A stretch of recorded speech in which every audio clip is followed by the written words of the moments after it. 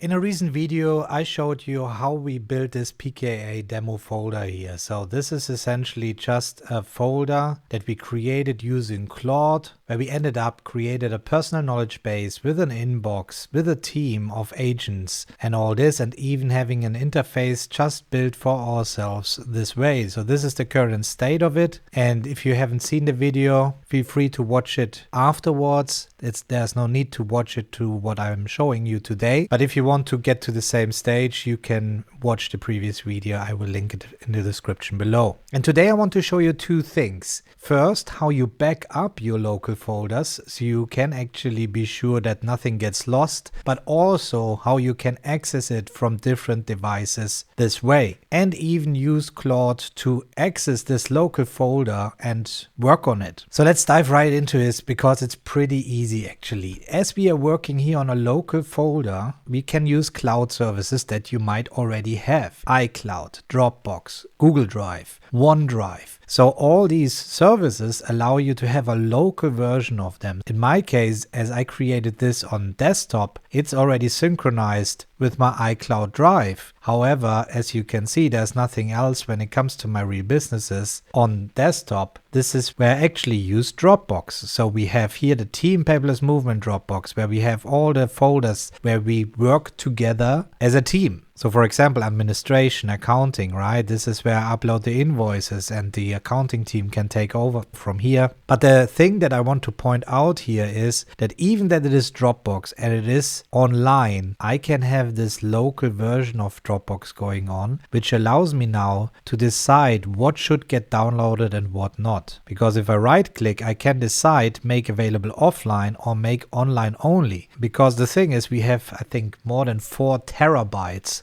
of data in the meantime in this thing. Just for the video editing, if you look into the YouTube thing here, there are different channels and that's the main channel now. And since January 2025, this is the folder, but there's also the archive. See, this is all going all the way back to 2023, where there are all these videos that are made on this channel that you're watching right now. And obviously this takes up a lot of storage. And instead of deleting it, I offloaded it from my local machine and make it online only. And in case I would need it in the future, I can simply make it available offline. So that's when we look into my personal Dropbox folder. There's this key elements folder, and this is my personal assistant. That's my personal pka system that you have here that I'm building and that you might have seen in other videos where I shared parts of it, but obviously this is very personal. That's why I created this pka demo for you that replicates just exactly what I'm doing and how I build things up. At the same time, there's also the Larry folder. This is actually the AI team that you know Larry and the other animals that I'm using in the company who is working for my ICOR and helps me coding and all these things. They are in a separate folder and I'm launching them separately as I want to keep things more separate this way. And this is exactly how I'm safe and sound having it set up this way. This being said, if I open now my Larry folder in VS Code, and if you're now confused what this is, I made a video about this. It is essentially just the tool that I use, which is for free. Instead of using Obsidian, this is what I'm using. I have the convenience to have several terminals open, all working on the same folder, and I have perfect control over the folder. Nothing gets changed, unlike in Obsidian. Another big advantage is that in here I can connect it to a repo.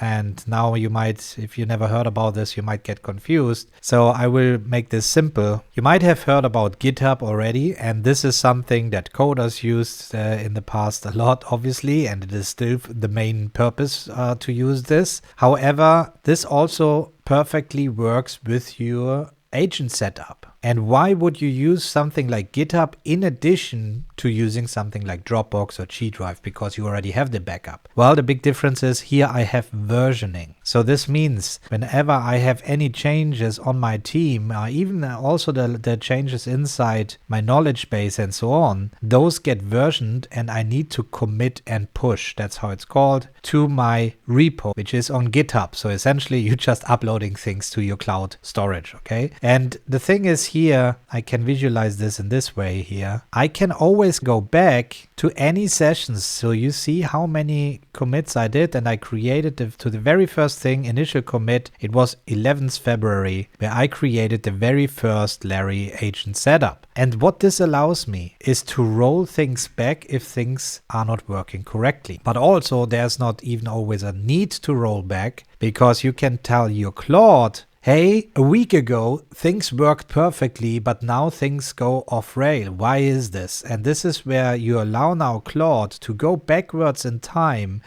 and each individual commit and push is the full database that you had at this point. So it has the full context. It can look into this and find everything that was set up and can compare it with your current situation and then extract something from the past that worked to fix something that is currently there. So it's not about rolling back and losing all the information, but it is more of a track record of all the incremental changes that you made over time. And this is why I would recommend to use something like GitHub in addition to a cloud service that just backs these things up. And obviously you can also have with cloud services versioning and so on, but it's not so easy for Claude now to go backwards and find it. It is just Claude perfectly knows, because it knows how code works and how all this works. It can perfectly live in there and perfectly understand how to go backwards via GitHub. And also the other beautiful thing is that using VS Code, the moment something gets changed in your folders, you get these indicators. They just show there's something that changed. This is the file that just changed and so on. And this all looks very complex if I look at this, but it is not. If you do this with your own code base, you will perfectly understand what you see here, because it is just the typical folders that you would have also in your Finder. So if I open up the Finder, you see it is exactly the replication again, automation,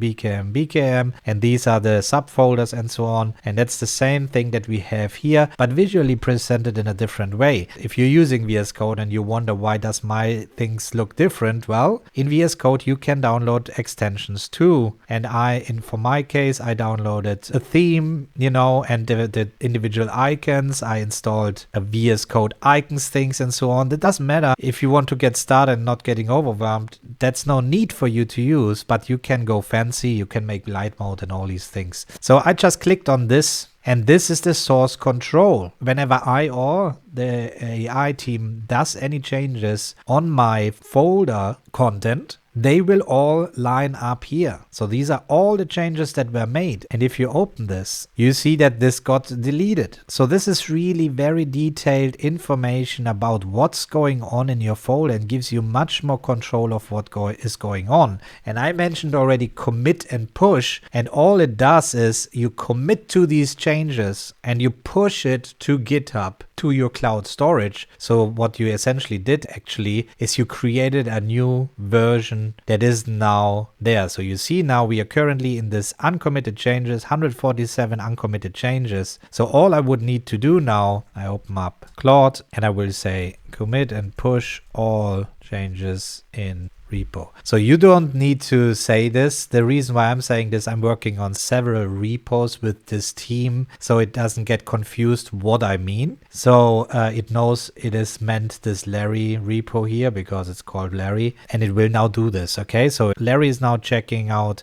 all the changes. You see it's now committing all this. See, and now there is sync changes. So it will even do this, and all these are just done by the commands. And now you see it pushed it automatically. The push was the sync button here, and now changes are all gone. This is empty. It moved everything to the top, and now we are in this current checkout here. There's also the option to actually check out individual points in time to roll things back. Or there's even branching. So if I want to experiment things with my AI team, I could create a new branch that runs in parallel to this in order to experiment and then merge it into my actual version. But this is already more advanced things that you can do. The beautiful thing is all things that I told you here is so easy to do, because all you need to do is to talk to Claude, because it's running inside VS Code. It has direct connection to your repo and to this connection, and knows perfectly what to do in order to do this. And that's the big difference to using it inside Obsidian. There you don't have it, and that might be one of the reasons why people use Obsidian and VS Code in parallel, to have these synchronizations of options there too. So I hope you get the point about the repo, and I will show you now how to set this up. As for my personal one, I don't have a repo set up yet.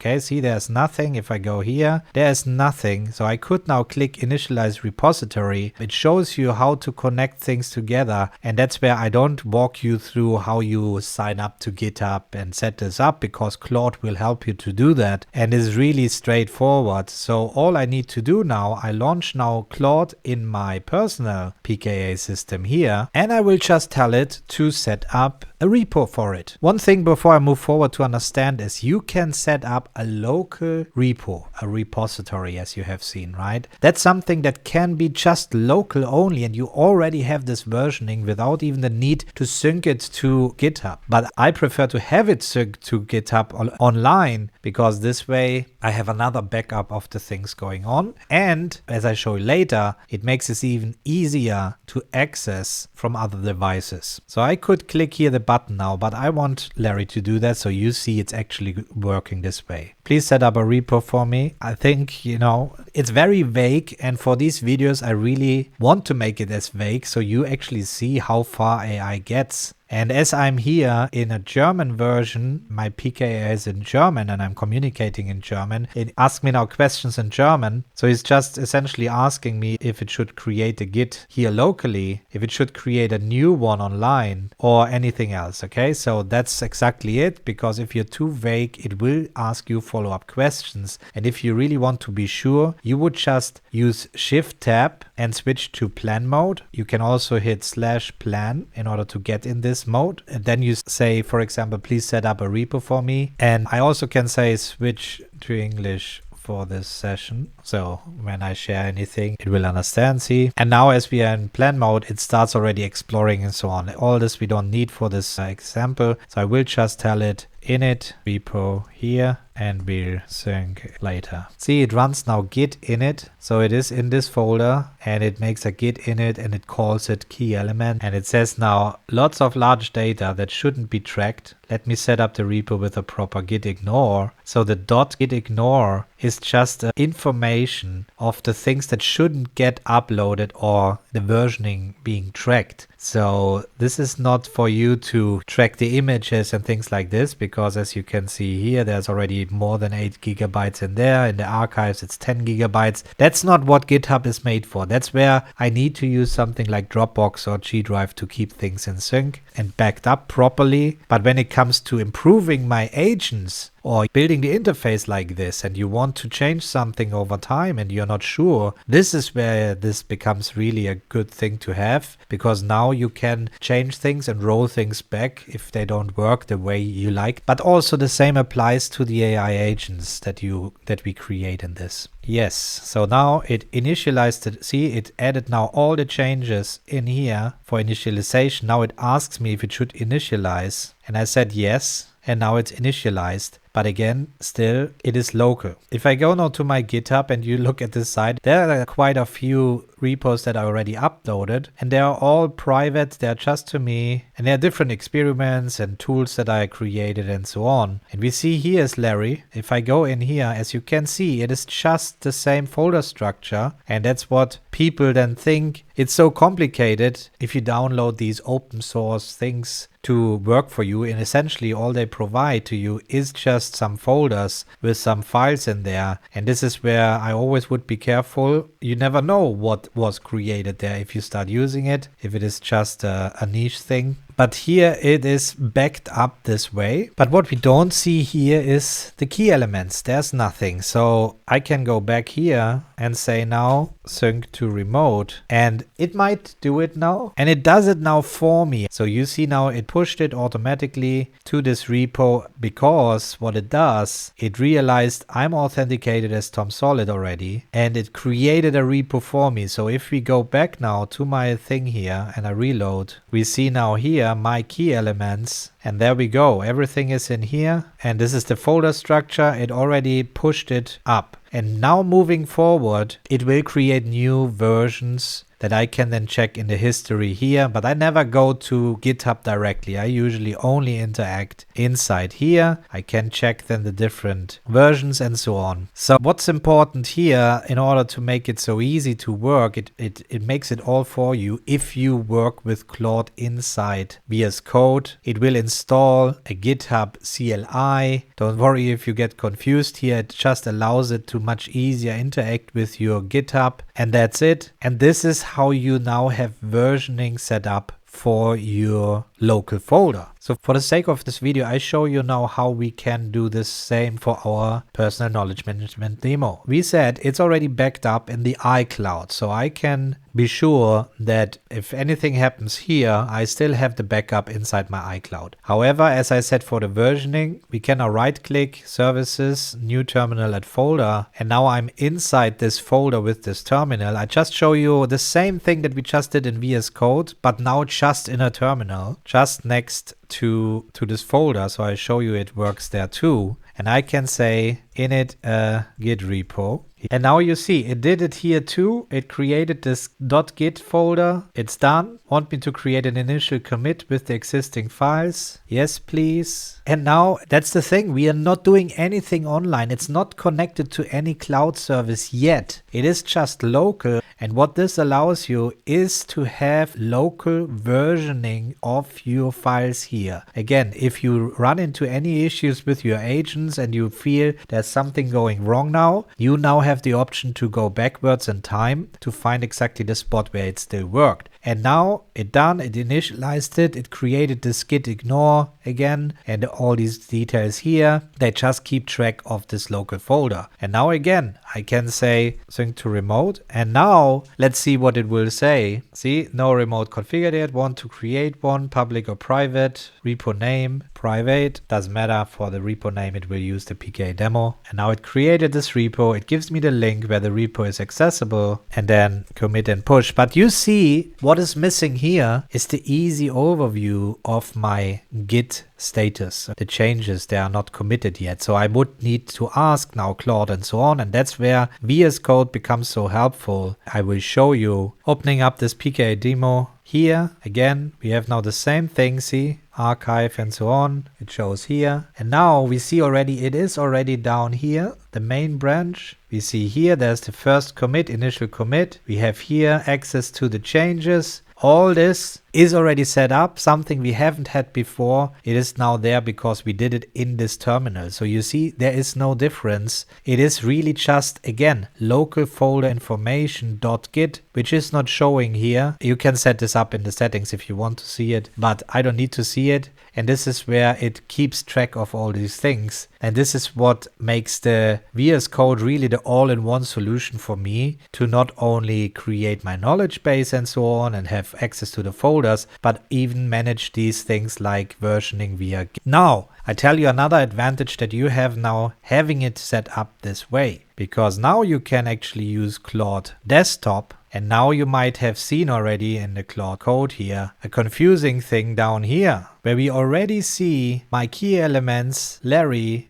my ICOR. These are the repos that I can access from within here, and that's where people get confused and prefer co-work. Also, co-work is just Claude Code in a much more simplistic way. And if you switch to code, here you can now access not only the repo but also have the plan mode that I showed you previously. So now I can have access from anywhere else to my repo. This means I can now also open up my mobile phone, open up the Claude app, go to code, and here we are. I create a new session, and now I can say here, I can go down here, and now I can pick again the different repos that I was working in. So I can use this one, and now it works inside this repo online, not on my local folder. However, if I change anything here, so I can say create MD file with test text init and provide in owner's inbox. Well, inbox, but it get it. So you will see now that it accesses now the repo on GitHub. You can open this up to see the details. See, it tries to find the things. And now he created it, and now he commits and pushes it to the GitHub online. Okay, so if I open up the local folder here, you see there is nothing yet there. However, if we go online and we look into this, we see now here that there's this file that was created and it had recent pushes and it's not appearing here. And all this becomes very confusing now if you compare everything with each other. So now I can say compare and pull request. And here is the file that was created. See, I can now review and bring this in, and this is all overcomplicated. Again, let's open this up inside my VS Code. I see here in Tom's inbox, there's also nothing. So I need to, on mobile, say create PR, which is pull request. And all this becomes too cumbersome. That's why it's much easier to forget about all this, trying to access your repo this way and so on, because there's actually a much easier way. I will just be in my VS Code working on this local folder. And now I just say here /remote and go to this remote control. And you see now remote control is active. And you don't need to do anything. All you need to do is now go back on my mobile, go to code, reload, and you see there is already the remote control conversation coming up. And here we go. The whole history of the conversation that we had here in the terminal is on my mobile. And now I can interact with my local Claude from my phone directly. And I say hi, and you see it immediately pops up here. And now I can work on my local folder via my phone. And this is how I do it actually. So all I need to do, I have the GitHub set up, so it's actually syncing properly locally. I never had any issues to go to GitHub and merge things together this way. I work just on my local folders. If I need to have access to my local folders, I would do it this way using remote control. And you can have open several terminals all in different remote control sessions that you can switch on your mobile app of Claude in order to access your local folders. And this is where I currently run this on my main machine, but I also have a Mac Mini here. I just didn't see the need right now to set it up because it works perfectly for me. But if you want to have access all the time, you can go to a Mac Mini or even a VPS, a virtual server, something I don't care actually, to be honest. I just want to have these things local and set it up this way, set up the remote control, and now I can perfectly access these terminals from there. So what's your takeaway from this video? Well, while in the previous video I showed you how to set up your PKA and have a local folder, and that is all you need to have a local folder. Obviously, you want to have things backed up properly. I showed you the easy way that actually is already very sufficient using a cloud storage like ICOR, Dropbox, G Drive, OneNote, you name it, to have it run locally and then you have access to it. This way also I could now have my Mac Mini set up and have Dropbox installed there and just have now my folder opened on Mac Mini, and then they can work on parallel. I can access this same folder from both places and both work on the local version of this folder. So this is how you would share the things between devices if you need to. Then I showed you in this video how to set up a Git repo, which allows you on top of your backup that you already have with the cloud storage to have on top versioning of your setup, right? Whenever you change anything on your interface that you've built or any changes on the team that you made or anything like this, and you have full control over time, letting AI go backwards to figure out what was happening and bring things back to work. That's another layer of security whenever you build up these folders. I told you that you can have this perfectly local only. So if you, for example, have just Dropbox, have it here and have it set up on a Mac Mini, and you have the Git repo installed locally, it works perfectly too. No need to push this to Git, but I also showed you that you can sign up for free to GitHub to have an account there and let Claude create an external remote version of this Git, and then you have now full control over this repo that you even can access Claude Code on Claude Desktop on your mobile. But as you have seen, things get a bit confusing this way. So that's why I don't care about these options. I rather have it locally open. I use VS Code. I use the /remote command if I need to access it from a mobile device. And this works perfectly for me and no other things are needed. So let me know in the comments below if this is a way how you actually set up these local folders too for yourself. And in the next video, I will show you how you can build up persistent memory for your AI team inside these folders, so they not only keep in mind what you said, but they keep self-improving themselves over time. That will be a really interesting video. So if you haven't subscribed yet, make sure to subscribe now or join us in my ICOR.com to stay up to date. And there we also have workshop and weekly coaching to help you to make your things work for your version too. So either I see you inside the community or in the next video.